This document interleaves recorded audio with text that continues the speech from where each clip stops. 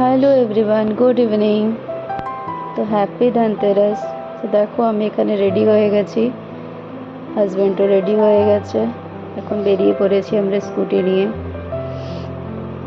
যাব একটু মার্কেটের দিকে। দেখো রাজিটা কি সুন্দর সাজিয়েছে, দেখে একদম মন ভরে গেল, এত ভাল লাগছে বেরিয়ে। তারপরে দেখো স্মার্ট বাজারে পৌঁছেও গেলাম, পৌঁছে এখানে স্কুটি পার্ক করে তারপরে এখানে মলে চলে আসলাম কিছু মিষ্টি वगैरह নিতে, চকলেটস সব নিতে, সান পাপড়ি এসব वगैरह নিতে।